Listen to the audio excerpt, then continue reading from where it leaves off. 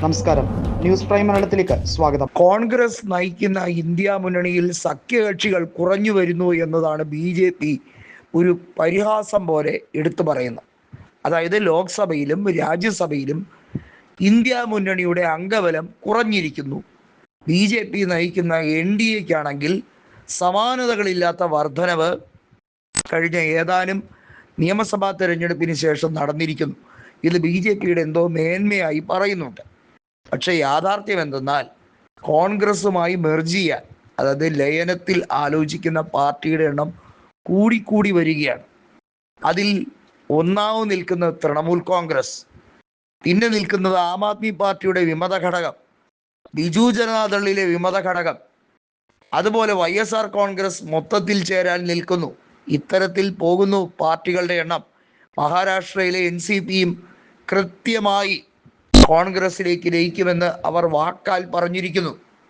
ഇതെല്ലാം BJP നേതൃത്വത്തിന് ക്ഷീണമുണ്ടാക്കുന്ന വാർത്തകൾ തന്നെയാണ്. അതിനെ മറച്ചു വയ്ക്കാൻ, അത് ഒരു രീതിയിലും തങ്ങളെ ബാധിക്കുന്ന വിഷയമേ അല്ല എന്ന് പൊതുജനങ്ങളെ ബോധ്യപ്പെടുത്താൻ വേണ്ടി തൽക്കാലം ഒരു പുകമറ സൃഷ്ടിക്കാൻ വേണ്ടിയാണ് രാജ്യസഭയിലും ലോക്സഭയിലും NDA അംഗങ്ങളുടെ ഗണ്യമായ വർധനവ് ഉണ്ടായിരിക്കുന്നത് എന്ന് തട്ടിവിടുന്നത്. പലരെയും BJP പുകച്ച് പുറത്തിയടിക്കുകയാണ്.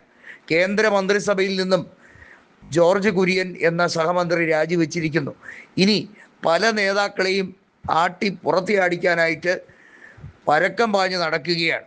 BJPയിൽ നിന്നും ദക്ഷിണേന്ത്യയിൽ നിന്നുള്ള ചില മന്ത്രിമാരെ തന്ത്രപൂർവ്വം ഒഴിവാക്കിക്കൊണ്ട് തൃണമൂൽ കോൺഗ്രസിൽ നിന്നും വിമത നീക്കം നടത്തിയെത്തുന്നവർക്ക് മന്ത്രിസ്ഥാനം ഓഫർ ചെയ്ത് അവരുടെ എണ്ണം വർദ്ധിപ്പിക്കാൻ വേണ്ടിയുള്ള നീക്കവും നടക്കുന്നുണ്ട്.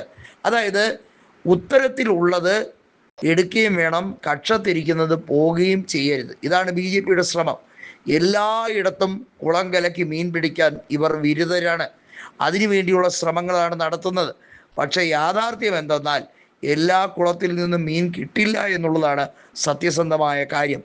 അമിത്ഷായുടെ വക്രബുദ്ധി ചിലയിടത്തൊക്കെ ചീറ്റിപ്പോകും എന്നുള്ളതിന് സംശയമൊന്നുമില്ല.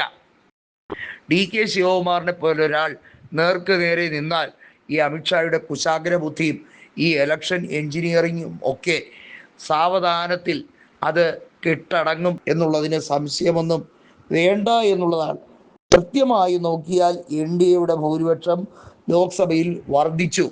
അത് 352 ആയാൽ 2/3 ഭൂരിപക്ഷത്തോടെ പല ഭേദഗതികളും വിവാദ ബില്ലുകളും നടപ്പിലാക്കി അതെല്ലാം നിയമമാക്കി കൊണ്ടുവന്ന് രാജ്യത്തിൻ്റെ നിലവിലുള്ള സംവിധാനത്തെ, അതായത് ഭരണഘടനാ സംവിധാനത്തെ, മതേതര സ്വഭാവത്തെ പരിപൂർണമായി ഇല്ലാതാക്കണം, എന്നിട്ട് ഒരു മതരാഷ്ട്രമാക്കി മാറ്റാൻ വേണ്ടിയുള്ള ദീർഘവീക്ഷണമാണ് ഇപ്പോൾ അണിയറയിൽ നടക്കുന്നത്. ലോക്സഭാ തെരഞ്ഞെടുപ്പിന് മുന്നോടിയായി BJPയുടെ അജണ്ട തന്നെയായിരുന്നു പാർലമെൻറ്റിൽ ഭേദഗതി വരുത്താൻ വേണ്ടിയുള്ള ഭൂരിപക്ഷം തരണമേ എന്നുള്ളത്. ജനങ്ങൾ അത് മനസ്സിലാക്കി തന്നെയാണ് കൊടുക്കാതിരുന്നത്.